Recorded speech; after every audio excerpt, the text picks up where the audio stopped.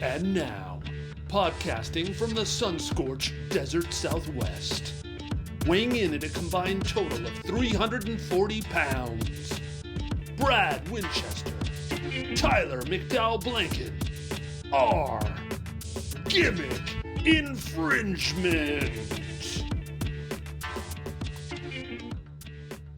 Welcome, everybody, to the Gimmick Infringement Podcast. I am Brad Winchester, and with me, as always, is my tag team partner, Tyler McDowell-Blanken. Tyler, it's Sunday.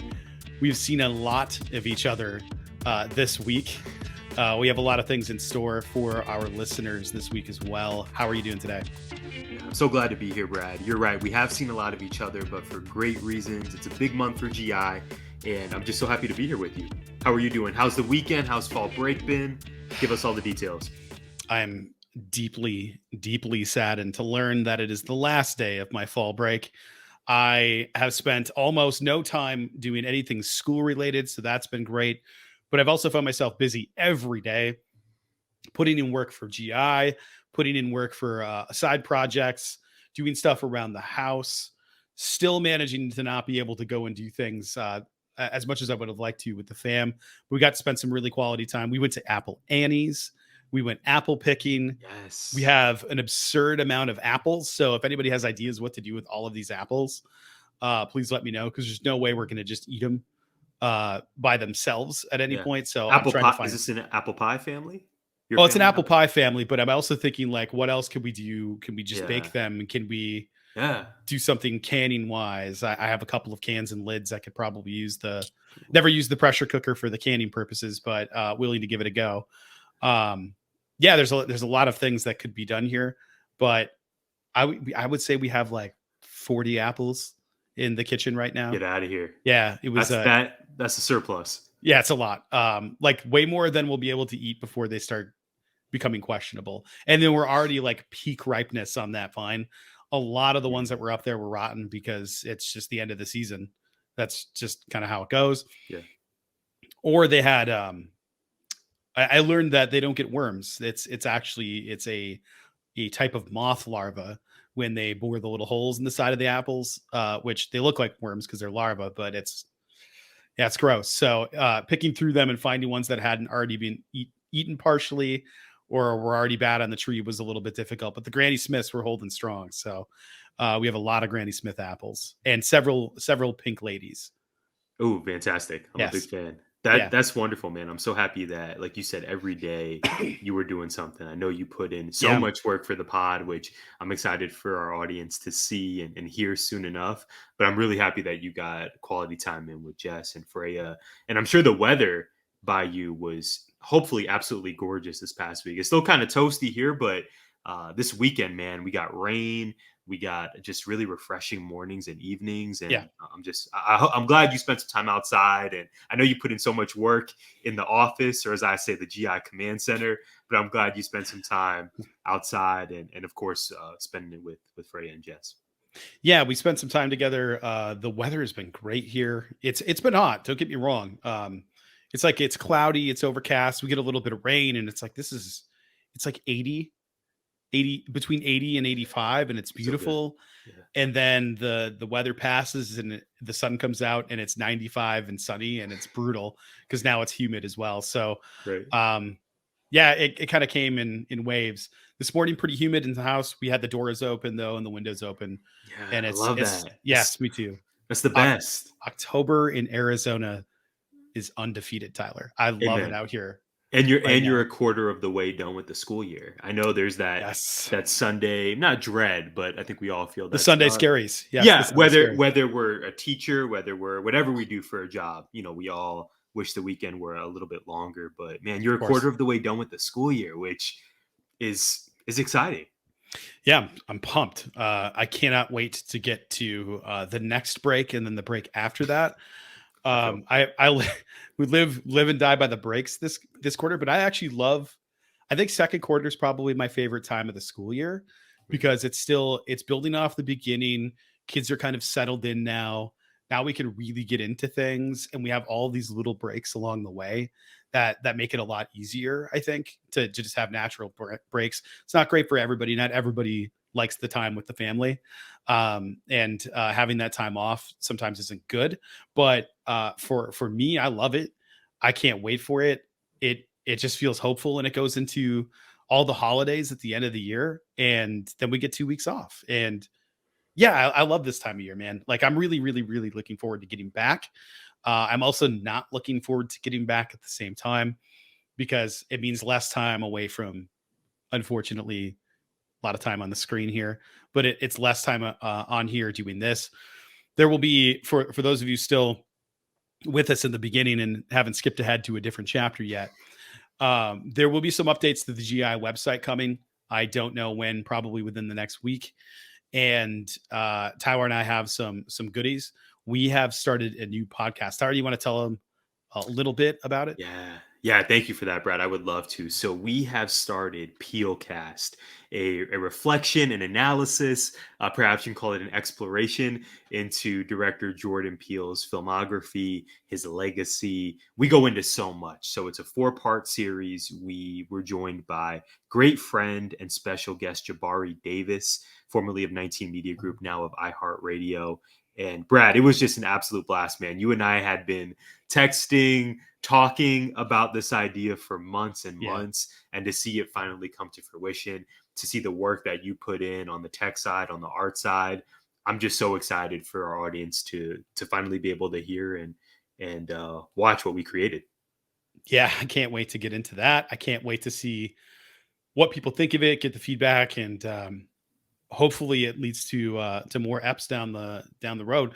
We will have that featured here on the GI stream. There will also be a separate pod stream. If you could subscribe to that would help us greatly. Share it. If you like it, rate it 5 stars, leave a comment. We'll also have it up on YouTube. But that is later. Tyler, this is now. I am ready for your first question. Hit me with your WWE question. Yeah, man, I would love to. So here we go. Bray Wyatt's first promo to close SmackDown. I'm going to get right into the question, Brad. How much did you love this? And what are you thinking we can surmise about this new character based on how SmackDown ended? So the second part's a lot harder to answer than the first. It was emotional, man. Like it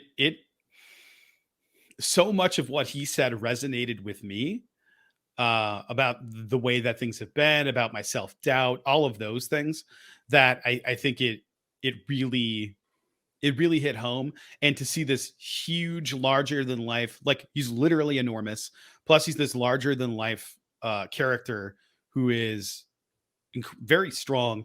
People have been criticizing this man's in-ring work. Listen, man, Omos has been on the roster for over a year. Don't even talk about Bray Wyatt like he can't do some wrestling in the ring. Get all the way the hell out of here with that. That drives me absolutely crazy. Like, name a match. I don't care. The Firefly Funhouse match. Done. There. I named a match. That match ruled. I don't care what you thought about it. It was amazing. It was incredible. Yeah. I agree with you on this. I've been hearing some of that slander, and like you, it's pretty disappointing and just maddening if you catch me on the wrong day. Yeah. It's like, what? Like, come on. Like, this guy, we're supposed to be celebrating this guy. We had the thank you Wyatt hashtag going. Let this guy just bask in this at least for a week before you start, getting on your high horse with your incorrect opinion. This is the thing. Having him come back and saying he didn't feel like anything that he did mattered, but he was wrong. That was so good. He's getting his flowers. It was really hard to tell how much of this, because he said this is me and he was going into it, but how much of that was scripted and how much of that was him. And that's what I wanted to ask you about. Yeah. So how much of that was both? The way that he read it or said it at some points felt very performy, but it was also genuinely emotional for him. Like, you could tell, like, he was so happy to be back. It did matter. All of those, I think he wrote it, and all of those things he said were true. Mm-hmm. So it felt like a bit of both. I don't doubt it at all. I love him as a performer, as an actor. Yeah, great character actor. One of the best in WWE history, at least of our generation. Oh, I don't know anyone that tops him. He's it for me. Like, he's at the top for me. Nobody else is approaching that, I don't think. Not at that level. There's been great character actors that have done stuff like that. You could argue the Undertaker, but like, no, the Undertaker was not complex. He was rest in peace and that was it. Yeah. Paul Feinbaum, Gimmick Infringement, right? In Tennessee this past weekend. Yeah. Wrestling is not, it's not niche. It's everywhere. And then Feinbaum waved his little thing around in the most unathletic way I've ever seen in my entire life. Haunting. Yeah. It was really gross. It felt very, I don't know how else to, I don't know how to describe that. What did you think of, he was, what did you think of Bray's entrance music? Code Orange is back. They need to drop that on either on Apple or on Spotify immediately. Yes, like that will instantly be on the playlist. That will be as I scratch my neck for the 300th time. I don't know what the hell's going on here. I think the weather has brought out some beautiful times in nature, but it's also brought out some mosquitoes in our backyard. I just tweeted about that maybe a week ago, Brad. The tweet was just Arizona mosquitoes. Yeah. Anyone who knows me well enough knows that I keep an off spray unscented with aloe vera handy at all times. It's a thing. It's a problem that it's I amazing. Have. Yeah, they love me. They love me. You would not enjoy it at all if you came to my homeland. It's I don't know if you would survive out there. Do I need to send you some off? No. I'm good. I killed all the mosquito that was in my backyard after it bit me. I took care of the entire population by going like this. That was it. They're all dead now. They're so quiet. That's just we could just do a whole pod on mosquitoes. Okay, I want to get into this and then we'll get back to Bray. The scariest sound about mosquitoes is when you hear them and then you don't. When you hear that little yes, and it kind of like, it sort of crescendos at the end. It increases, and then where did they go? Then you have to start like going like this and check in. And I think I know what our ad is going to be for this week. Our trailer. It's Skeeters. Absolutely yeah. I'm just going to add that to the notes here. Please continue. Yes. Oh yeah. Okay. Mosquitoes, annoying, terrible, potentially deadly, yada yada. No, I'm not done. Mosquitoes in the Upper Peninsula. The quick story: we got married in 2008, in June of 2008, Friday the 13th, in fact. In 2008, and we did it in Jess's hometown of Ishpeming, Michigan. If you haven't heard of it, it's because you are totally normal. Ishpeming, Michigan has like, I don't know, a couple, maybe 1,000, 2,000 people tops. I feel like that might be underselling it, but it's very small.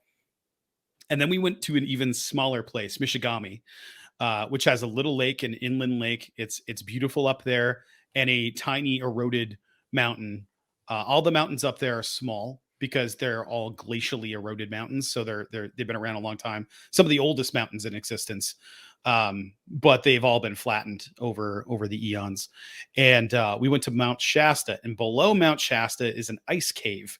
It is where they used to get ice. So in the summer, you need ice. You go to the cave and you get ice. And now you have ice. And you had to go down in it. So the cave's still open. And it's surreal. You're walking through, it's like 85 and humid. Tyler, when you get into that wooded area, it looks like there's a cloud hanging in the forest air. It's just mosquitoes. I'm talking trillions of these things flying around. Jess got torn up. We did not bring off. We did not bring any kind of bug repellent.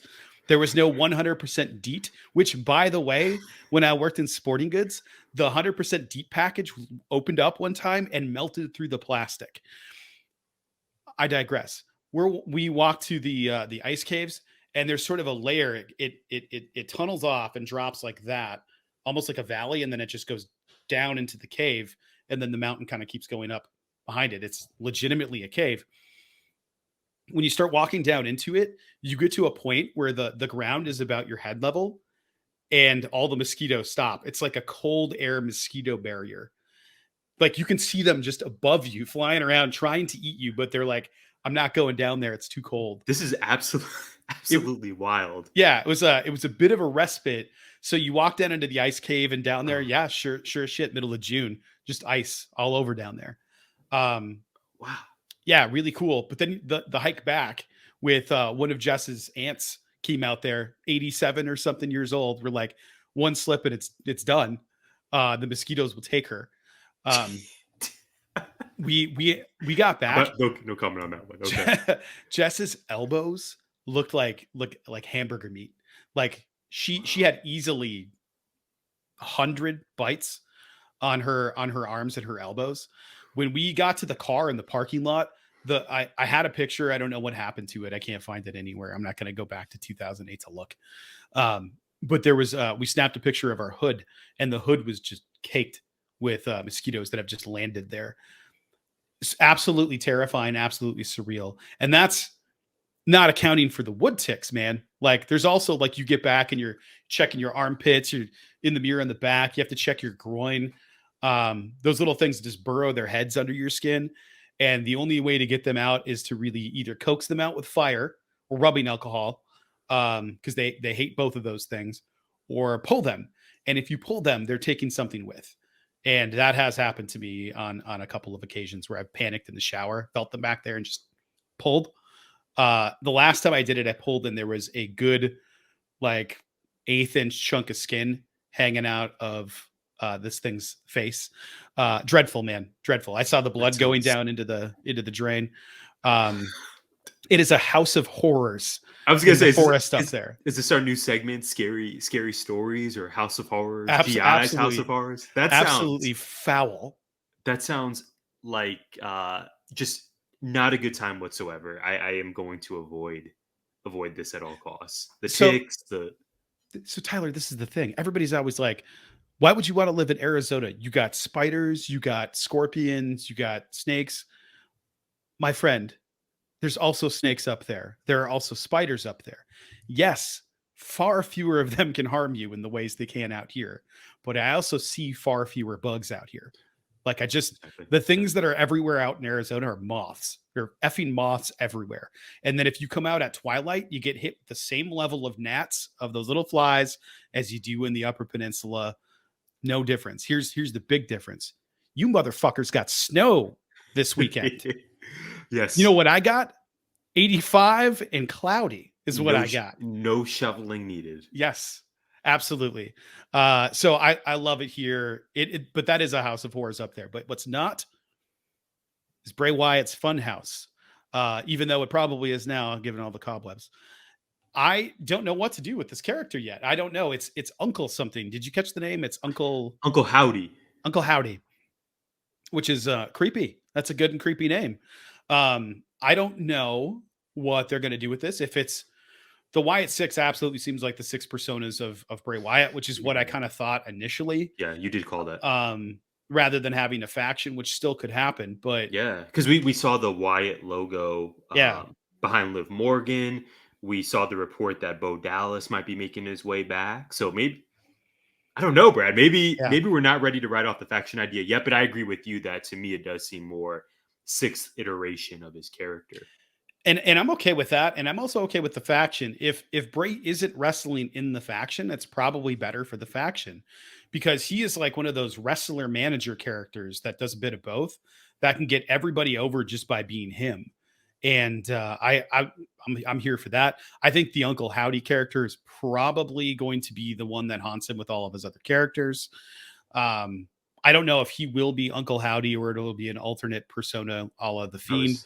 Kind of what it seems like they were doing there. Uncle Howdy is clearly Bray, though. It's not some other wrestler. But I would love if Uncle Howdy like brings these other iterations of him by like haunting him and saying like, oh, no, you're going to have to be this. You're going to have to be that.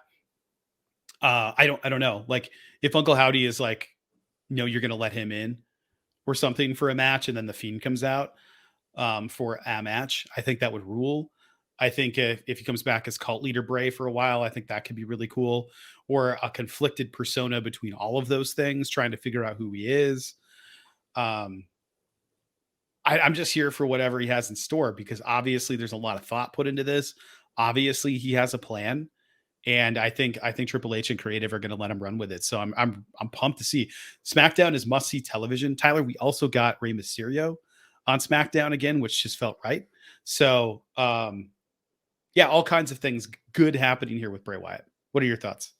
I so agree with the the majority of what you said. This was an awesome promo. I was thinking of you when I saw it, obviously, because I know your love for Bray, and to have Bray back on TV for the first time in over a year, but also for this to be a time, like you said, Brad, where it really seemed like this was less Bray Wyatt and more Wyndham Rotunda, the man, speaking to us. I don't remember the last time we've seen that, if ever, really, right? We had Firefly Bray, we had cult leader Bray, but this seemed like, man, the man whose art we've enjoyed for so many years speaking to us. He said, the part that stood out to me is he said, you all, I wanted to run away, but you all, you found clues. You wouldn't let me be alone, and thank you for saving my life.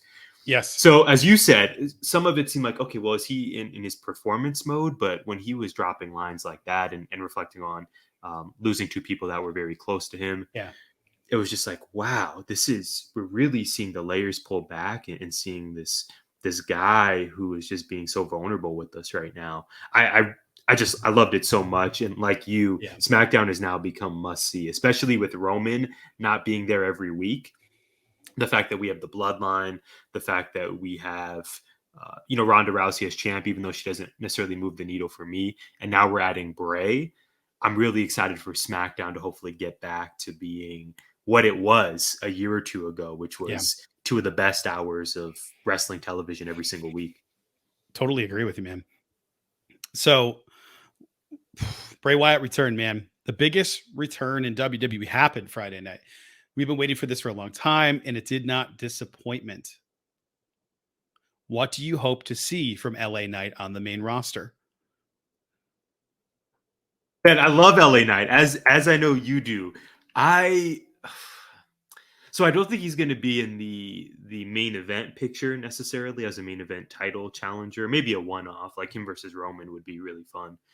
To me, he's a great mid-card talent at this point. He is an amazing promo. His in-ring work, I believe, doesn't get the praise it should. I mean, this guy was built in a laboratory for WWE. Yeah.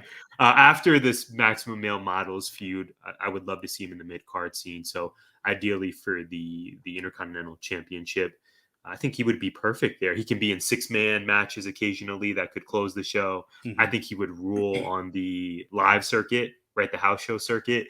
The dude is money, but I'm going to say mid-card, and I think he would absolutely thrive there.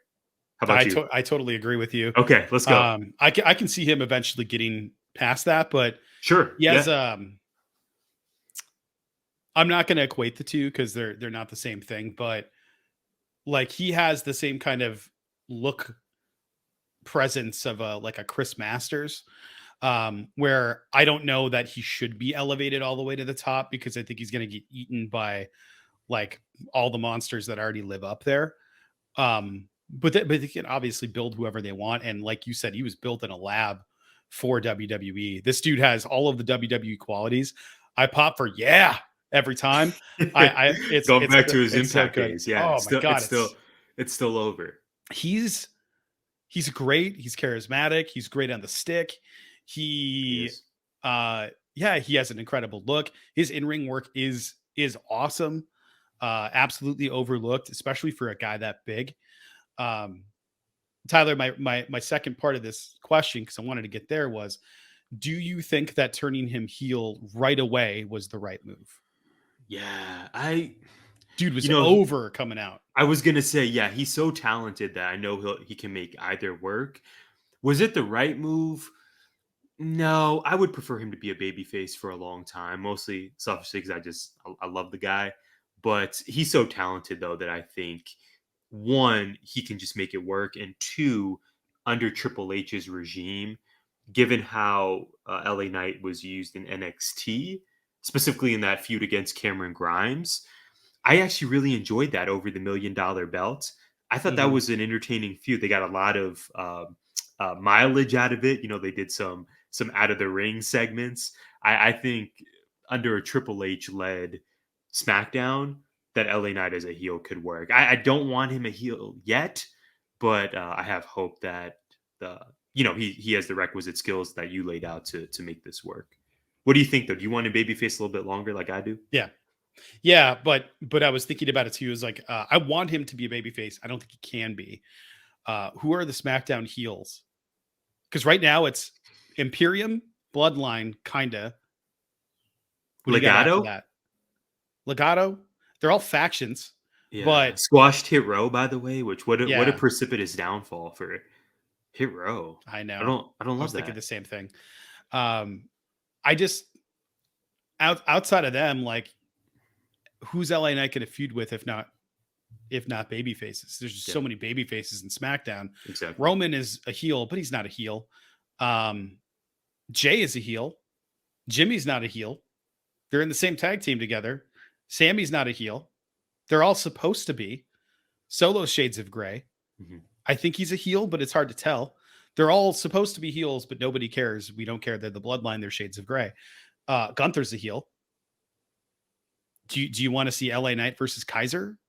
Ridge Holland isn't a heel anymore. Butch isn't a heel. Sheamus isn't a heel. Yeah, that whole faction flipped. So they were the heels, and now they're the baby faces. Yeah, they just Ethereum flipped them. Organically over. So and the love of Sheamus. So now it's like you don't really have anybody. I don't even know after who Omos, I guess, is a heel.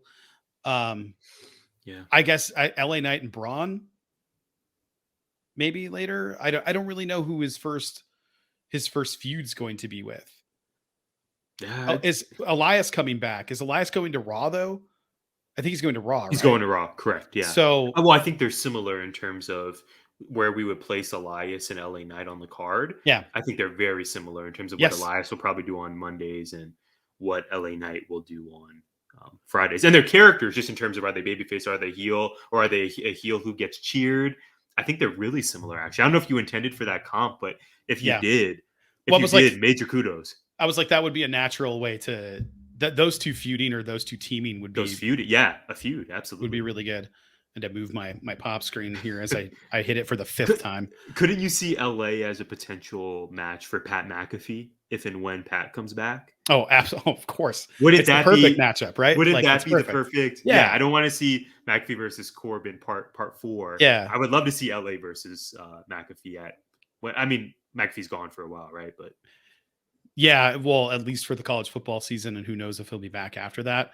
My original question here was going to be this, and if you want to talk about it, we can, or we can move on. What did you think about commentary this week? I thought commentary was pretty good, man. I think the team so far that they laid out for Raw, SmackDown, and NXT, I wasn't incredibly optimistic for. But I think thus far, and you're referring to SmackDown specifically, or just overall? Raw specifically. I thought SmackDown was pretty good. Michael Cole could do anything with anybody at this point, especially being freed up. This dude is on another level now. I feel like he got a second win. Yeah, Booker wasn't terrible in NXT. I know. I would think you and I probably disagree with some of his hot takes online, but we both love Booker too. Yeah, and he's, he brings something unique to the table. So I'm not opposed to him being on Tuesday nights. But Raw, you were not a big fan of with Smith now out. No, I actually like Raw. I thought it was good. I think those two will be a good pairing. It was their first pairing together. That's true. I popped for Corey Graves on commentary for the DX reunion. Because Billy wasn't there, and he said he's doing something now with office supplies, which I thought was amazing. I was like, how are they going to referencing "Scissor Me Daddy Ass"? I agree with you. I agree. But I love the acknowledgement that hey, I watch AEW, or I pay attention to it at least, without acknowledging it directly. I love that. What did I don't remember what Road Dogg said about Billy. What did he say about Billy? Do you remember? No, I have feelings on the DX return. Oh, so do I. But I think Sean said it best, and that was, if we're out here again in 25 years, please put us all down. They should not have had that segment. I think what they could have done, number one, I think what they could have done is open the show that way. They should not have closed the show that way. I felt like there were marks for themselves. Do the 25 years right out the gate, and then have Triple H say, "Welcome to Monday Night Raw, the new season of Raw," or whatever it is, or just Welcome to Monday Night Raw. I did think it was super cool that they found that little tank, even though it's not really a tank, but they found that's the original tank. They found it, somebody else that bought it. It's been like in a collection for years, and DX rode out on it again. I thought that was awesome. I'm glad China got flowers. I'm glad they did acknowledge Billy. I thought they might avoid it at all costs. I thought Triple H would try to make it work to get Billy over there for the night. My guess is that Tony would have said no, or if they did reach out, Tony probably did say no after what they've done with contract tampering. I was going to say, yeah, maybe a year ago, Brad, possibly we'll do you a favor, but with the contract tampering, that was probably a hard no. Yeah, that's unbelievably douchey on their part. Like, I have a real problem with that part, but Me too. Like, I don't care who it is, Impact, Ring of Honor.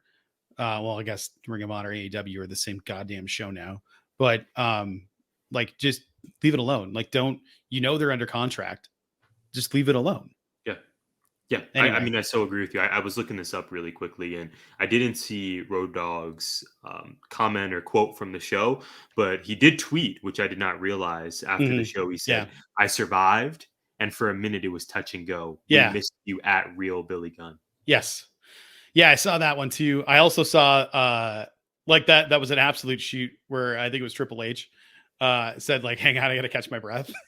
That guy. I appreciated them poking fun at themselves. I just on a night where it was, and I was like you, Brad, I was a huge DX mark back in the day. I remember going to some local county fair, and somehow I ended up with this like 11 by 18 framed DX poster, China included. And I wish I knew where it was now. I think it's been gone for years. I don't know if it was a garage sale item or what, but it's no longer in my possession. My issue, though, and like you, I agree, commentary exceeded my expectations. I was not very, I guess, stoked when the pairings came out. But sometimes we got to just embrace the change. And it's their first time. Corey Graves probably does not get the consistent love he should, as you pointed out. But what I struggled with very quickly was that I think a lot of us are feeling like WWE is back. And we have several examples to validate that. But Monday gave us DX closing the show, which didn't really do anything for me, although I did appreciate the quotes you shared, and Brock returning to squash Bobby Lashley, and then Bobby Lashley drops the belt to Seth. So I don't know if the you could argue maybe the means justify the ends. I love that Seth now has a title and is doing the swinging thing on house shows. I saw that you liked the tweet. Very nice. Yeah. But man, you know this. I think our audience knows this. Brock returning just doesn't. I mean, I get it. You need him for Saudi Arabia. He does numbers, but man, I just thought him squashing Lashley was not the right look. Once I saw the tweet that he was back, just instant rage on my end, Brad. I didn't quote tweet. I didn't do anything like that, but I thought Brock being back in the way he returned, like, yay, he's not in the main event title picture because he doesn't need it, but also I think this is going to lead to Brock getting the win against Lashley at Saudi. I hope not. And I hope Bobby ends up getting to beat putting Brock in the Hurt Lock, and then maybe Brock passes out rather than taps out. I almost guarantee they'll protect Brock, so that won't happen. But I hope Bobby ends up getting the pin in some form or fashion, because Brock killed Bobby last time, man. And I forgot that Bobby got the win in that match, did he not? Then we have a Roman interference. I think Roman cracked Brock with the belt. I think so, yeah. And then Bobby got the win. This is at the Rumble. Bobby got the win, but then Brock came out later and won the Rumble. Yes. Brock. That's right. Yeah. That was Vince. That was Vince. I feel like if Bobby won the last one because of interference, maybe Brock wants retribution. That's exactly what this is. And maybe that leads to a third match. Maybe we do one in a fight pit. Maybe we do one in a Hell in a Cell or something where it's like they have their series of 3. Because if this match ends up being good, because the last one was booked to dog shit, both these guys can wrestle. So, like, actually wrestle. They might have ideas themselves, being amateur wrestlers, to be like, let's do some cool stuff like this. Let's make it a semi-shoot wrestling match. It could be really good. But that's what I want to see with Ronda and Shayna. Like, have them do like a semi-shoot match. because you know that they could transition on each other and make it look really cool. But maybe we get something like that. Maybe we don't. I hated it as well. But you said something, Tyler, earlier about DX, that you love them. You were a mark for them back in the day. And guess what? It's time once again for that segment. It is time for Back in the Day.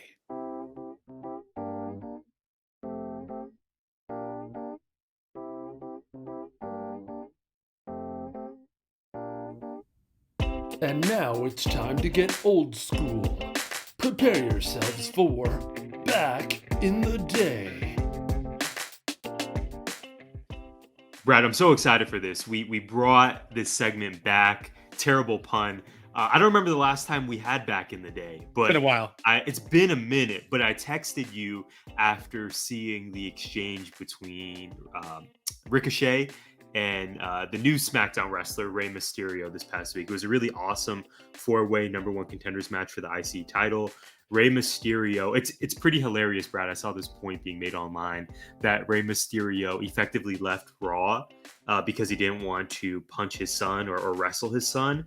But now he's signing up for a one-way ticket to a match against Gunther, which is going to be an experience. So, yeah, man, once I saw the exchange between Ricochet and Rey Mysterio, I knew that we had to cover this match for Back in the Day. So we're going to take you all back to 2016.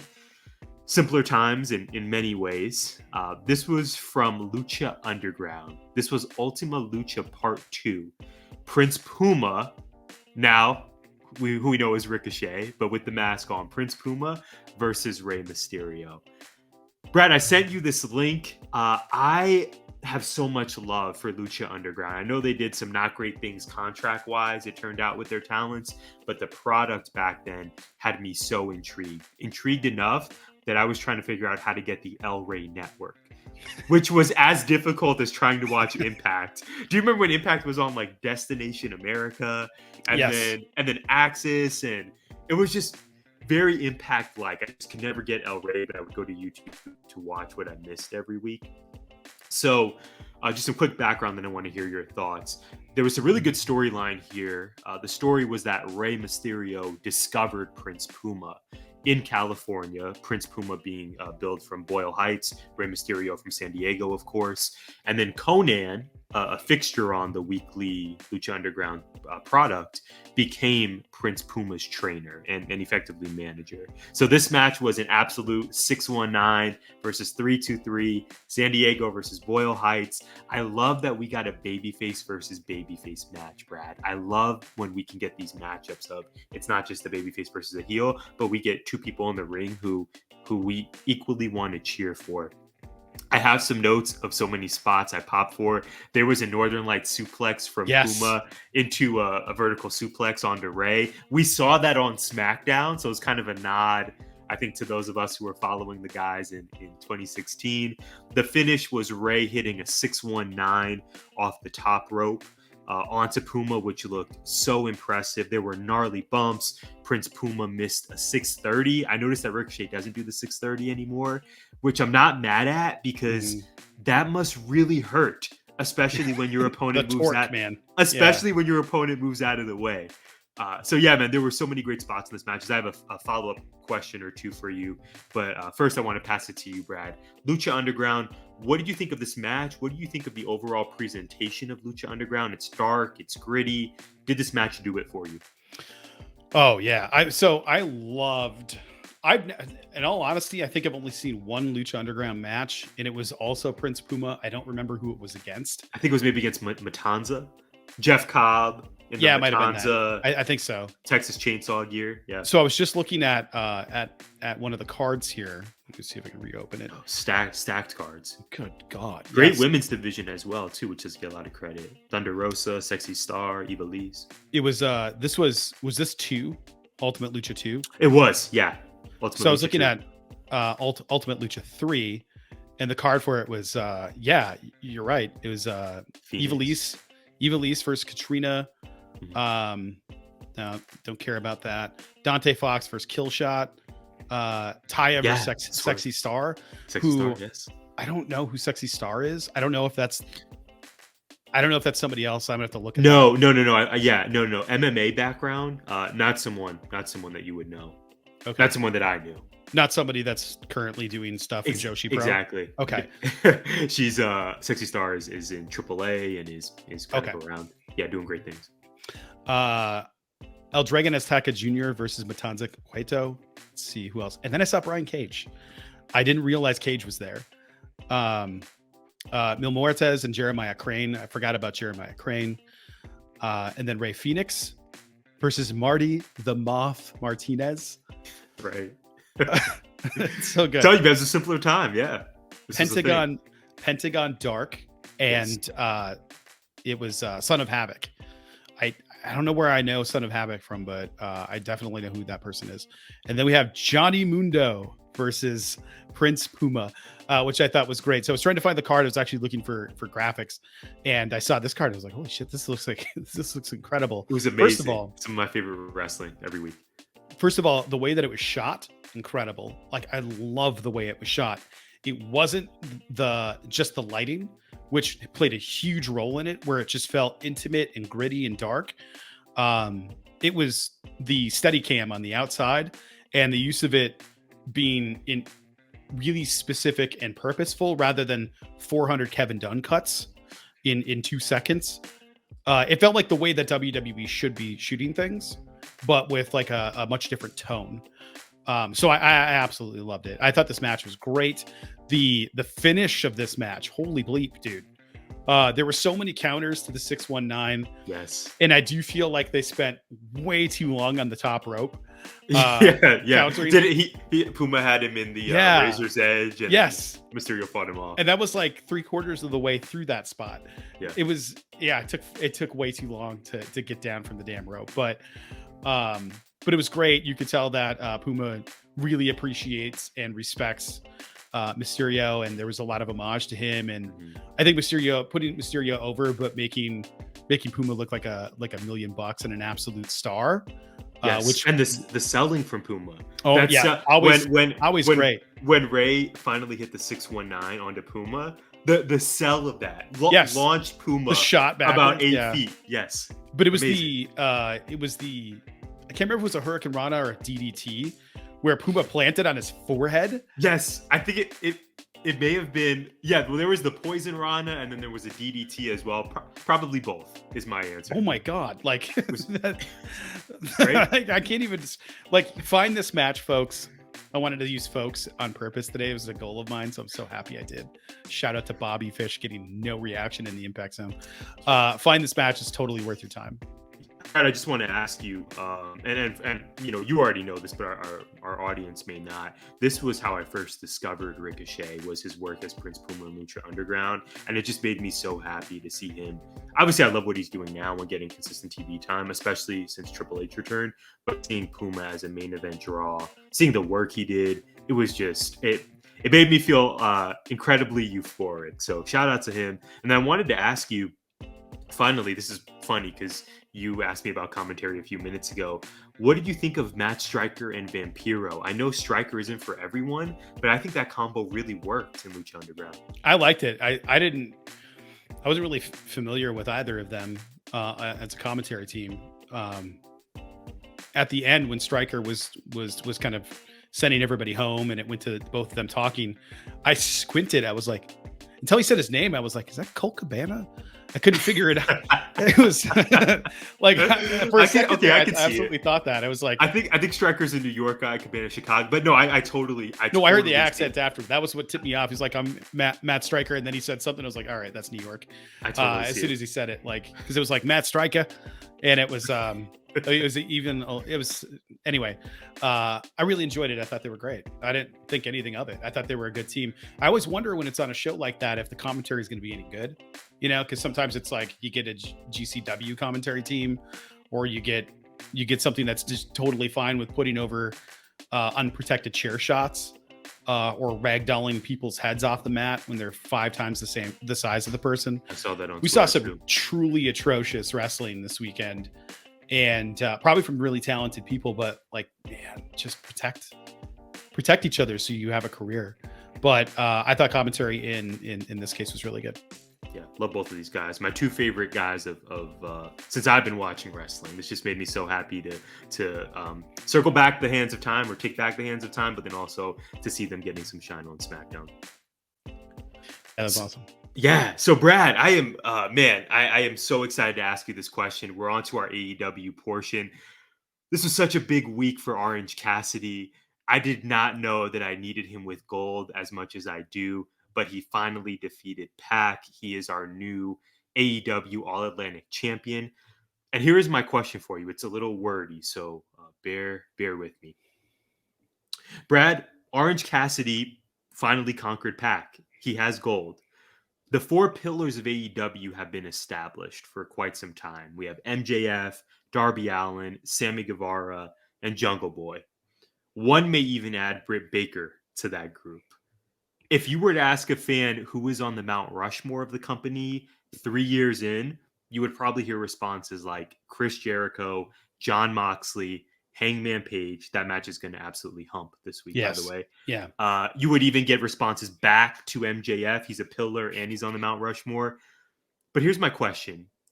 Given his in-ring work, ability to move merchandise, and consistent popularity amongst the fan base, why isn't Orange Cassidy often included in these lists? He doesn't win. Like, this is the first thing I can remember him winning that mattered. Like, he always loses in title spots, so I just assumed he'd lose again. So, number one, I think it's that, and number two, I think it's we often see him get squashed or killed most of his match and then hit an orange punch or two and then take the win. So a lot of times it's we don't get to see him wrestle. And I think his match at Forbidden Door opened people's eyes to the fact that this guy can wrestle. Give him a good partner to go in there with, and that he could tear the house down. But that's why him and Pac work so well together. They have really good chemistry together.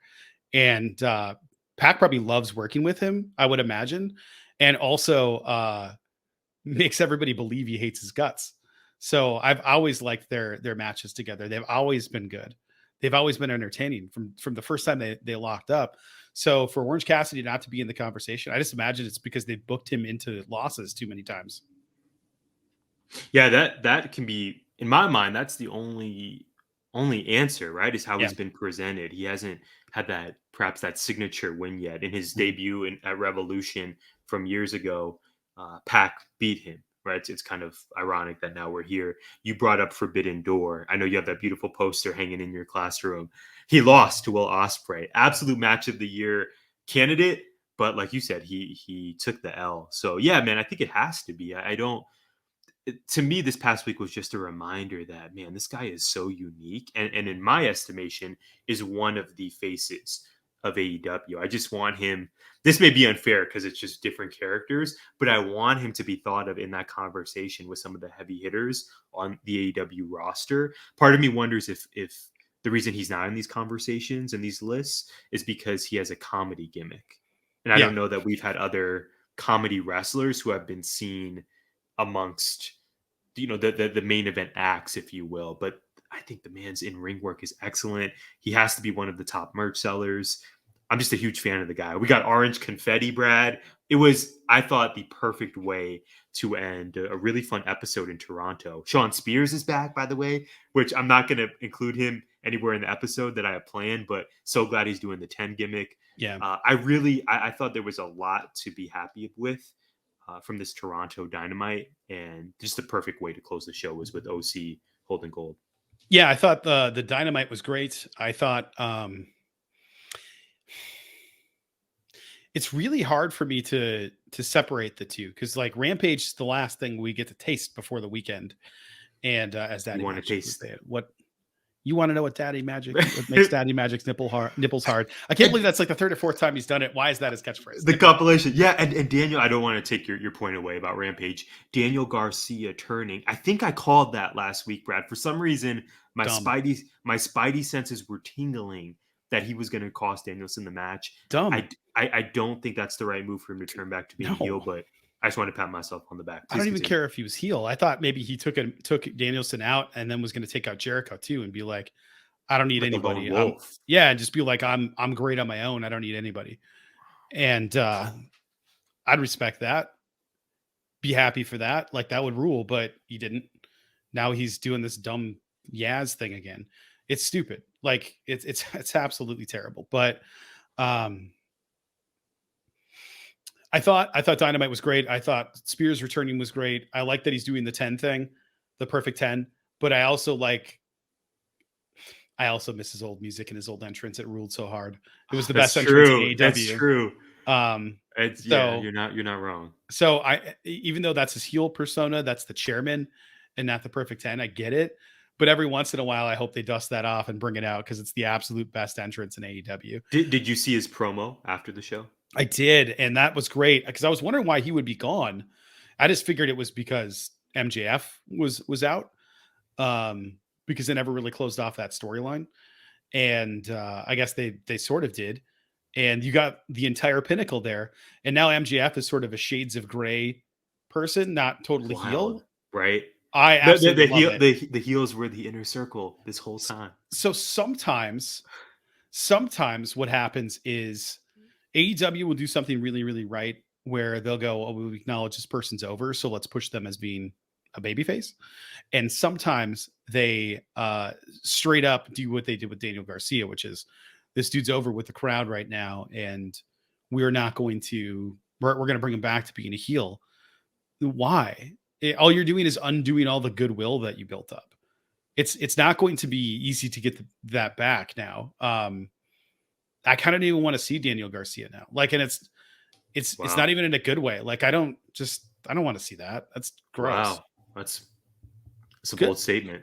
Jericho being in the Mount Rushmore. I mean, it makes sense, but let's face it. Jericho's been a comedy character since he's been in AEW. He's always a comedy character. He'll come out like a badass and one of the best people in the world. And you and I think, have him on our Mount Rushmores, but yes. But he also comes back and he does silly shit like I'm the Ocho and because I'm a wizard. Like, and he gets it over somehow. He does get it over, but it's all because it's so ridiculous and silly. Exactly. It's comedy. It's all comedy. So like, Jericho has been a comedy wrestler that does not comedic things. And Orange Cassidy, arguably his biggest win before this past week, Mimosa Mayhem, beating Jericho and Mimosa Mayhem. Yeah, wow. Yeah, and they had that was their blow off match, right? They did a best of 3. Yeah. So it was like, I don't know. Jericho's fine in this. It's Yaz, and I think it's good. I like what they're doing with him, but Jericho being the Lionheart, I don't like that they're using it like this as much. It makes it less special. I'm glad he's doing Lionheart stuff, but I don't want him being the Lionheart in Jericho Appreciation Society because he's being like the maximum professional wrestler version of Chris Jericho in a sports entertainer faction that he's leading. So it doesn't make any sense to me that he would do something like that because that's not sports entertainer Chris Jericho. That's pro wrestler Stu Hart's Dungeon Chris Jericho. That was like pre-promo Chris Jericho. Like I don't get that at all. So I thought that was going to be the turn for him when he went to the Lionheart and then being like, hey, maybe I was wrong. Let's break this up. And then just being Lionheart for a while. But instead he went right back to the Ocho, into the the Ring of Jericho or the Jericho of Honor or whatever the hell he's calling it. Yeah. Ring of Jericho, I think. Ring of Jericho, yeah. And with Garcia in it. And I don't like it. I don't want it on my screen, but I did want Dalton Castle on my screen. I was so happy about that. I've just been sitting here trying not to interrupt you with Dalton Castle. I was going to save it for the end. What are you looking forward to this week? Yeah, can we just give a quick shout out to Dalton Castle? Peacock Power was in full effect. I was not hip to Dalton Castle. I've heard his name for a couple of years now, but I was really not hip to him until, maybe earlier this year. And, because of the AEW exposure. What a great character and wrestler this guy is. I love it. Yeah. Yeah. You know what I love, Tyler? Stories. It's time for a very special edition of Someday When You Have Kids.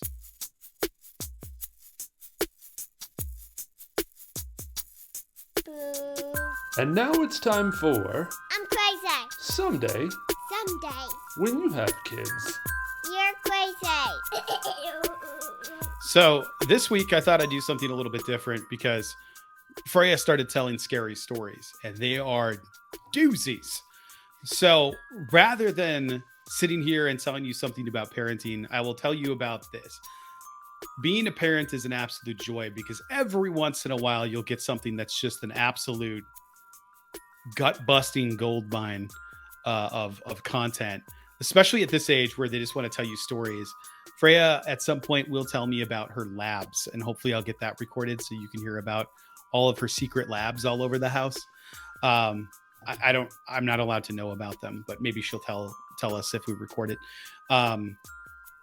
But she told us some scary stories, so please enjoy the debut of Freya's scary stories here on GI.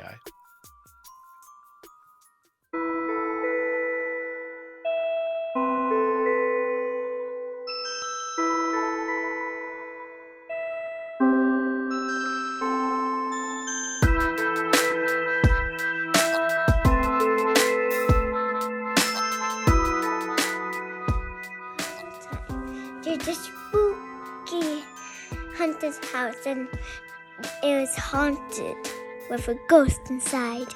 And a little girl came inside and came out. The ghost said, "Boo!" Can I hear that? Once upon a time,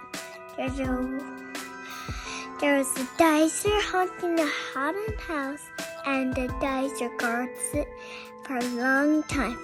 And a little girl comes inside, and the dicer claws her face way off. And a ghost said "boo" to the little girl, and came flowers, but spooky flowers. They're made of skeleton, spooky skeleton flowers. They had a ghost in it, and they were moving so fast. They came right into the little girl's mouth, and the girl's name is Haunted House. Little girl going to the haunted house. Once upon a time, there was a spooky mansion called the Haunted House, and what was ever in it will scare you, and you'll scare your hucks out of you. And a little doggy come to the house, and a ghost came out, ate the dog, and boo! He said, "Happy after all." That's the end.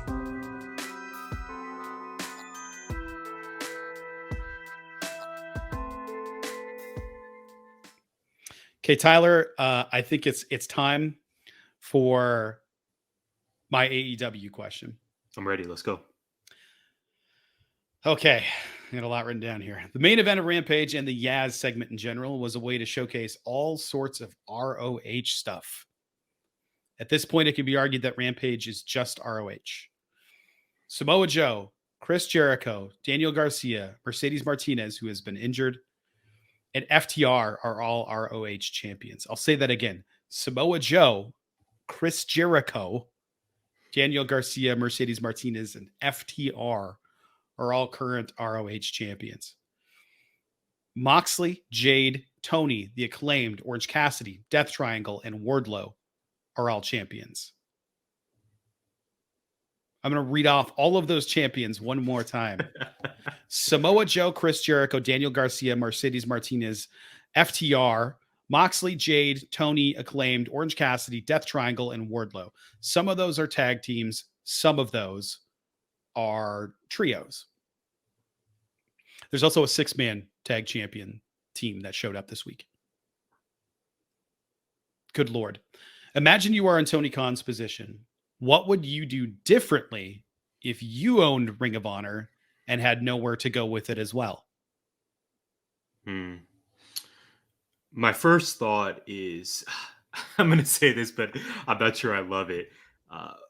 Having a weekly ROH show on YouTube would be my first thought. A couple of issues, though. One, we already have 2 other AEW properties on YouTube, do we not? Dark and Dark Elevation, which I haven't caught in so long, actually. Now that I say that out aloud, I should probably check it out more often. But we already have 2 properties there. And if the whole goal, Brad, is to get ROH a TV or streaming deal, I wonder if instead of featuring it on your weekly product, if putting it on YouTube would lessen the value and thus lessen the chance of you getting a lucrative deal. So YouTube is my first thought. Man, aside from that, I think we're now in a place where you can't really backtrack off it. ROH is a part of the weekly product on Wednesdays, particularly on Fridays, as you said. I don't know that you can just completely strip it without having a clear, okay, this is now on YouTube on Thursdays or Saturdays or whatever you want to do. They just really need that deal so that we can separate the 2 products. We love these talents involved. You just read off the list, but for only 3 hours of TV every week and making ROH a priority, I think a lot of the fan base, you and I included, are feeling like ROH is often overshadowing the AEW titles. It's too much and we need a separation. My idea is YouTube, but I am not sold on that whatsoever for the reasons I said. But I'm sure you have a great idea for us. No, I don't. Like, looking back at it before, I wouldn't have done anything but house shows and pay-per-views. House shows and pay-per-views. Have Ring of Honor people do house shows. I understand the respect he wants to bring to the belts and all that stuff, but just, of course, I don't know, house shows and pay-per-views. And like you said, I think YouTube, obviously we can't do anything about it now, but I was just thinking, if you could have, starting out when he bought Ring of Honor, what would you have done? Because I think around that time was an Elevation was just starting.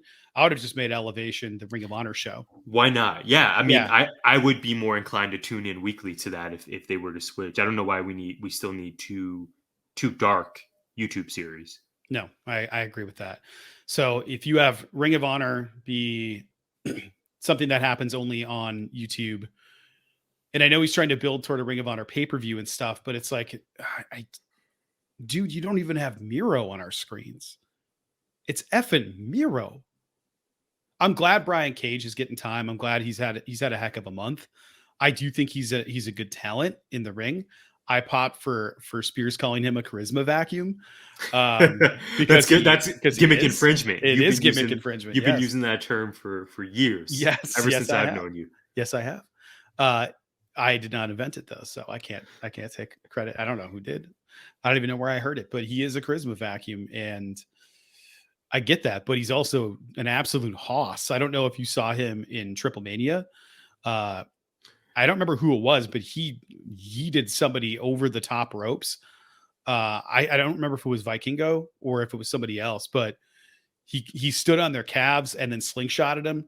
And then when they started rotating over, he kicked him up, and you just see him start to float and then just launch over the top rope and onto the outside. Yes, into a pile of dudes. I did see that clip. I didn't realize absolutely insane. That was amazing. Cage. Yeah.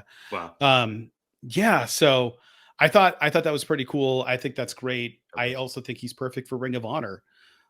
He could work in AEW. He has worked in AEW when they booked him as the Machine, the FTW champion. I thought that was good for him. I thought that was really good for him. Have Taz be his mouthpiece. Just go out there and be a hoss. Like, that's easy.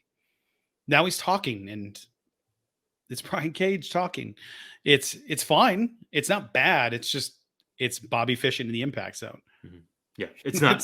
it's not reactions. It's not Miro, formerly God's favorite champion. No, it's not. Where is Miro, man? Why is Miro not on my screen every week? I'm upset. So I don't know what the fix would be for something like that. I have absolutely no idea. But I know what the fix for a broken heart is. It's roses, Tyler. And it's time once again for a rose from Tyler. And now for a rose from GI's most eligible bachelor. That was so incredibly smooth. Well done, my dude, my partner. We were talking about Bachelor in Paradise before we recorded. I wanted to send you a clip or two. I think I only sent you one, but Yes, haunting. It's going to be important in just a moment. Brad, I'm just going to run down some notes I took upon watching and reflecting on this past week's episodes of Bachelor in Paradise. We get it on Mondays and Tuesdays, which I did not realize heading into the season, but yeah, it's a lot of Bachelor content. So my notes, Sierra, you'll recall, Brad, that I mentioned Sierra a few weeks ago. Mm-hmm. Sierra, Teddy, and Serene were my faves early on. Well, she went home, and on this series, a lot of the, I guess, contestants, you could say, or personalities, can just leave whenever they want to. They don't have to wait until they don't get a rose. Sierra is a perfect example of this. Her and her boo, all season so far, Michael A. He's a widowed single dad from a few Bachelorette seasons ago. They hit it off immediately. Michael is, I think, 38. Sierra's 26. But she's spoken time and time again about she's ready to be a single mom. She sees Michael A. being her partner.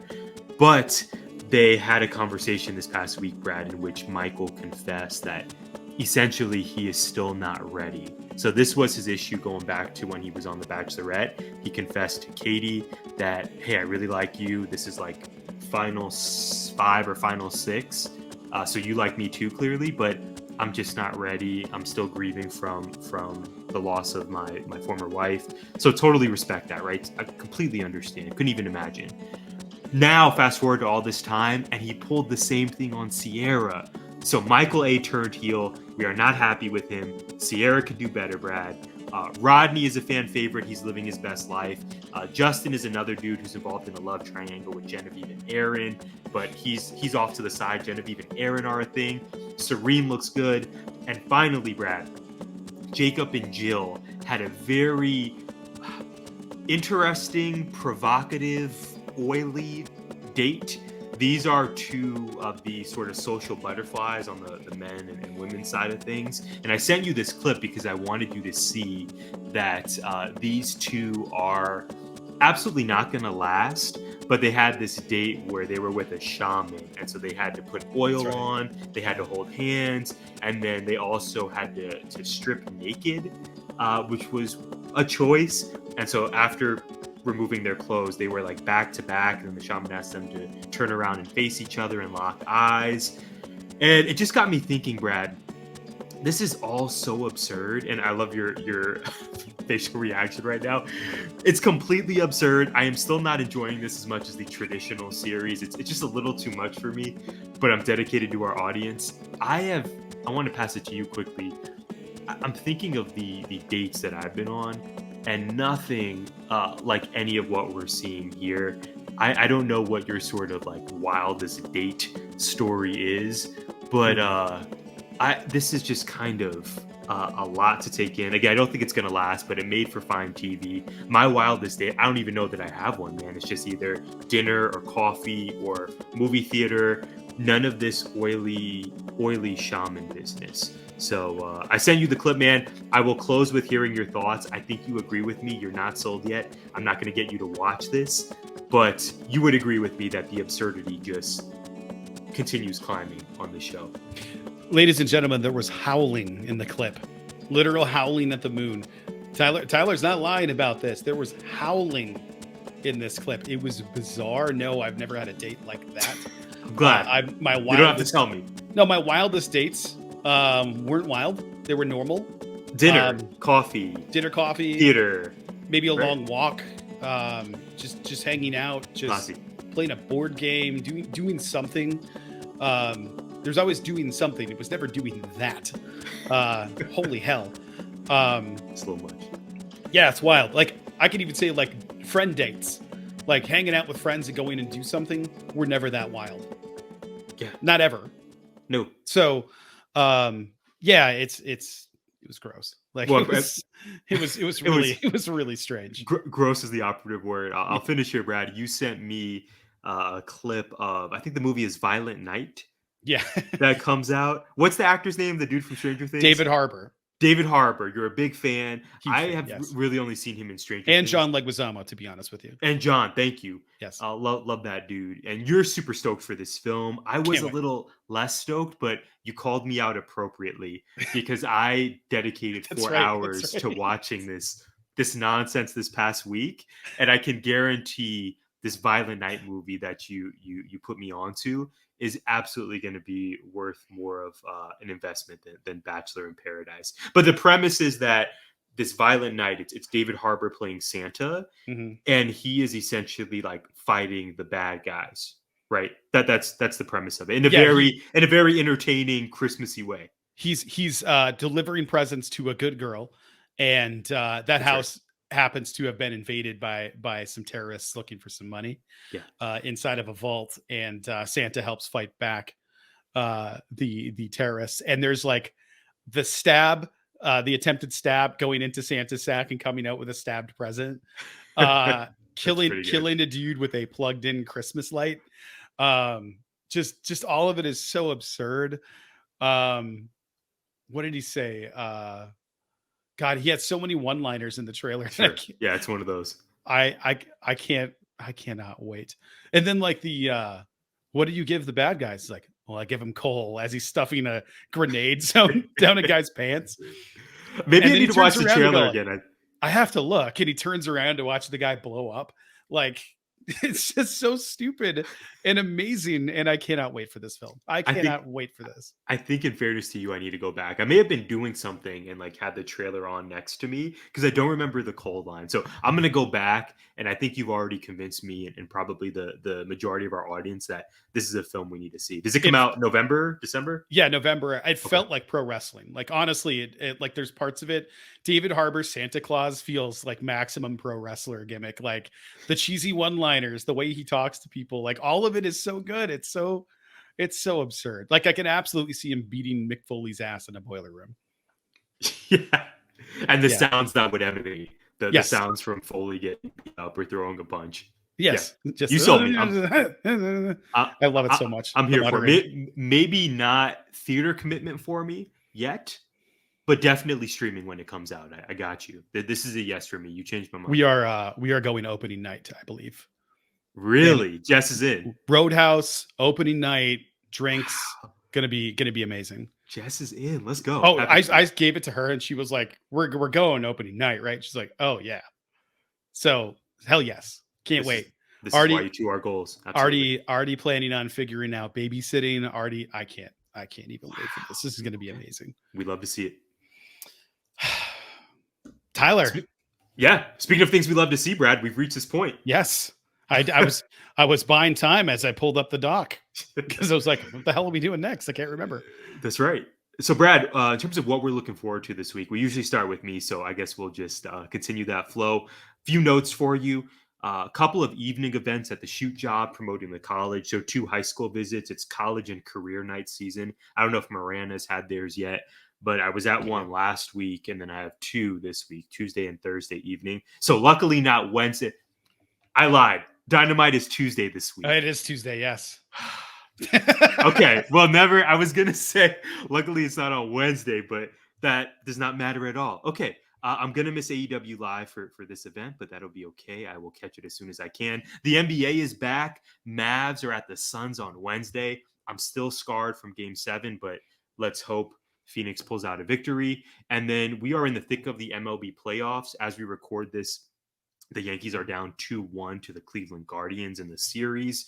So that does not give me a lot of optimism, but it's ongoing, and I'm excited to see who ends up advancing from there. What are you looking forward to this week, Brad? I know it's your first week back, but job-wise, family-wise, entertainment-wise, what should we be looking out for? Several things this week. Going back to school. I believe my class officially ends on the 18th, even though I've already completed it. I have my next class starts, I believe, next Monday. I don't actually know the day. I know the date, but I don't know what day that is. So I'm looking forward to the next chapter in this master's program. I'm looking forward to seeing the kids again. I do miss 3/4 of them, so I can't wait to see them. Real talk. Yeah. There are days, my friend. There are days. All of us have them, yeah. But the thing I'm looking forward to most is not Dynamite on Tuesday. It is not Raw. It is not SmackDown. It is definitely not Rampage. But it is on Wednesday. Tyler, I'm getting a new computer on Wednesday, and I'm looking forward to it. Just a minute ago, I was pulling up some notes, and the computer, like StreamYard, froze while I was trying to pull it up. So my face is just like devastated in a frozen spot. So I can't wait to get that. I can't wait to set it up. I can't wait to be able to create things and not wait 20 minutes for it to load. It's going to be glorious. So super excited about that. Sucks that I had to spend that much money on another thing, but it'll be good for us in the long term. Yeah, absolutely. And again, thinking about what you've created, this is really, I just processed this. This is going to be our last episode with your current, soon to be old Mac.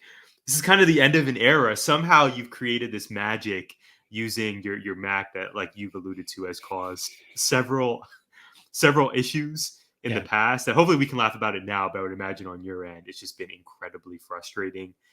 Yeah, man, I'm excited for this Mac. I'm excited for you this week with your master's class. I often tell you that when you list off how your week looks, sometimes I get fatigued just hearing about how much you have on your plate. Yeah, so I still don't know how you balance it all, but you do. And, you always do great, I think, in these different aspects of your life, right? You're crushing this class. You're crushing it in the classroom. I mean, GI, look at us, man. Look at this overlay. Look at the new logo. Yeah, new overlay. Yeah, we are out here. And of course, I can't wait to hear how everything goes for you this week, especially Wednesday. It's a big day. New Mac. Let's go. Yeah, can't wait for that. And when we bought this, we were not thinking we were going to be doing podcasts and creating things in After Effects and using Photoshop and doing all of these kind of power intensive programs, but we have been. So we bought kind of the bare bones in terms of memory and processing power when we got this, and it's like almost 6 years old. So it was time to upgrade for all the other stuff we're trying to do. But like I said earlier in the show, as we close out here, make sure you check back on the website, check our social media pages. We will have trailers up.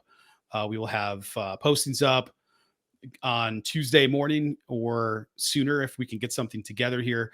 We will have the stream up for Peelcast. Otherwise, stay tuned to Gimmick Infringement. You will see a post on our feed as well. And we just appreciate the support. We appreciate you hanging out with us for over an hour every week. Yeah, well said, Brad. Brad can be found at Winduster on Twitter. I am at Tyler J. McDowell. Brad did a great job of plugging the website again, gimmickinfringementpod.com. Thank you all so much for being here, and we will see you again very soon. Gimmick Infringement is a part of 19 Media Group. You can listen to us on Good Pods, our premier partners, and Apple, Spotify, iHeartRadio, or wherever you find podcasts. You can also find us on YouTube via the 19 Media Group channel. Please like, subscribe, comment, and share.